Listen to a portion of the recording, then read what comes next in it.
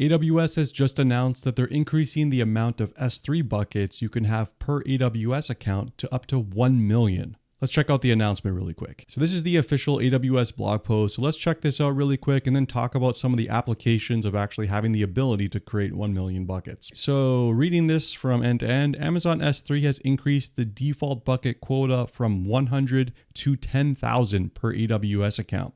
And I actually checked this out in the service quota section of the AWS console, and you can see here under the S3 section, this is indeed true. So general purpose buckets, they are now 10,000 by default, and I only have a couple obviously, but you can also increase this by going to the request increase and then put in up to 1 million, and AWS will do this for you. So let's read the rest of it here. Additionally, any customer can request a quota increase up to 1 million buckets. We just saw that. As a result, customers can create new buckets for individual data sets. This is kind of one of the main applications that they store in S3 to more easily take advantage of capabilities such as default encryption, security policies, S3 replication, and more to remove barriers to scaling and optimize their S3 storage architecture. All right, sounds good.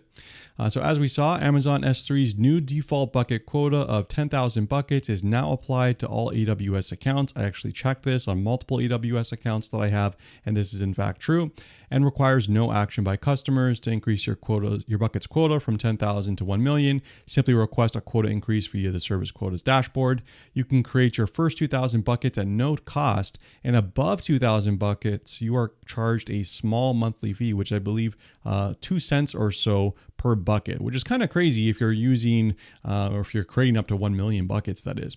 All right, let's talk about some of the applications of this. We already kind of saw here, they were kind of mentioning it. So default encryption, you can now apply different default encryption settings to your S3 buckets since you now have the ability to create multiple of them.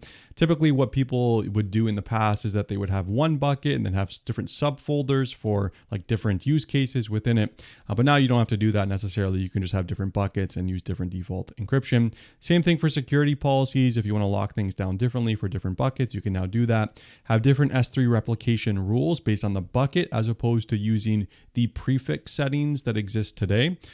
Same thing with lifecycle management. So moving things from, the standard tier to infrequent access or to Glacier, things like that. This becomes a lot more easy to do as opposed to using the prefix rules like we had to do before. So these are the mentioned applications for this, but there's also some other ones in the context of software applications as a service or software as a service or SaaS as you sometimes hear. So SaaS, software as a service. And with these types of applications, usually you have different customers. So think of applications like, for example, could be like a log management application where you upload your logs to like a provider and they kind of provide you some functionality on top of just viewing your logs. So how folks would typically set this up in the past is that they would do something like this, right? They would have one S3 bucket here, and then within that bucket, they'd have different subfolders within it, right? Different subfolders within it. And then each of the subfolders, we can just get a different color here. So this like subfolder would belong to customer 1, this subfolder would belong to customer 2, this subfolder would belong to customer 3. You get the idea, right?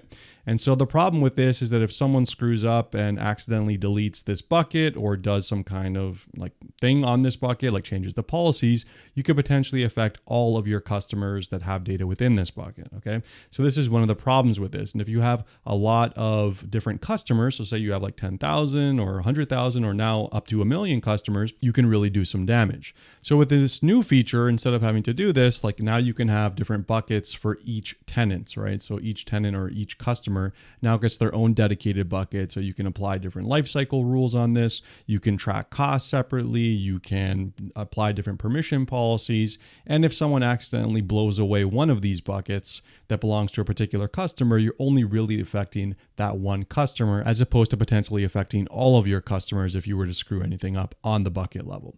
So really cool change to see. Very limited applications, I think, of it. Only a subset of users may really benefit from this, but pretty cool to see what AWS is up to. Let me know what you think of this change in the comments section below. And thanks so much for watching. I'll see you in the next one.